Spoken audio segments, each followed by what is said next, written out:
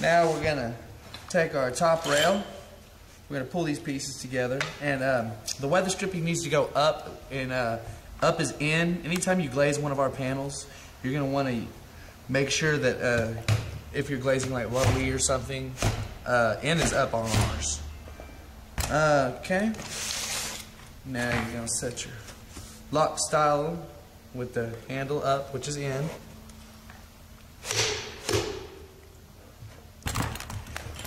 This is your bottom weather. All right.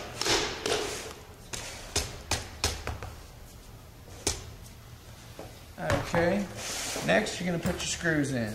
Go ahead and grab 4 screws. And I use this stick wax. It's really good to make the screws go in a little easier.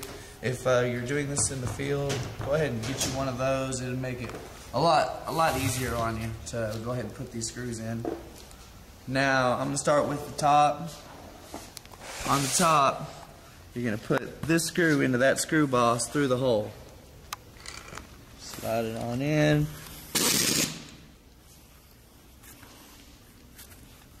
Okay.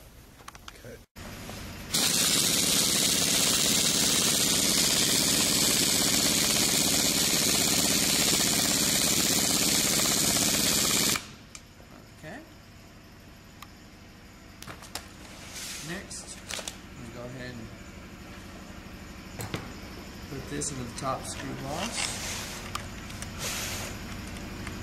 That's going to be in that one right there.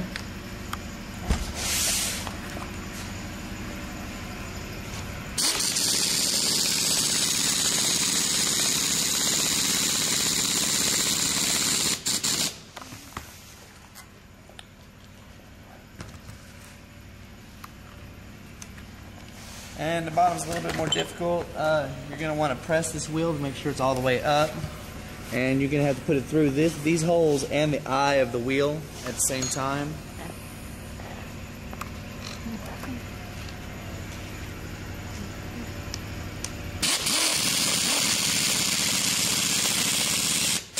Make sure not to over tighten your screws or you could bend the frame of the door. Yes.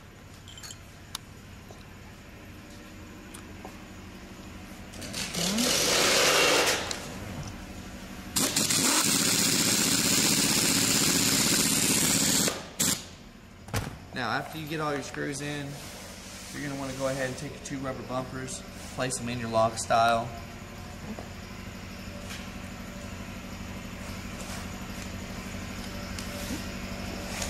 And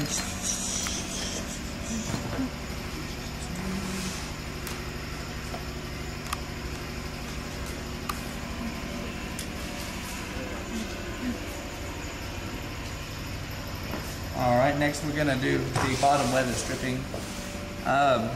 This is a very important part. You're going to take this little piece and just barely, just enough, not even enough to change the shape, just enough to move it a little bit. You're going to bend this piece up and you're going to open that channel up just a little bit. And then you're going to want to set that in that interlock. Very gently tap it in. You're going to want to take this, cut it off as straight as possible.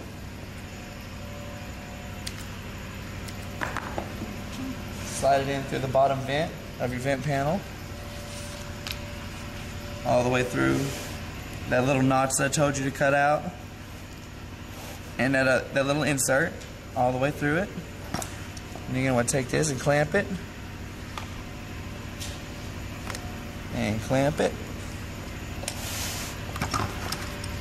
Next thing you're going to do, if you're doing a 5/8, you can take a piece of your glazing bead, lay it on here and bend this piece in just a little bit to hold this insert in, but on 3/16 it's really not necessary because it's actually snug enough to where it'll hold it in itself.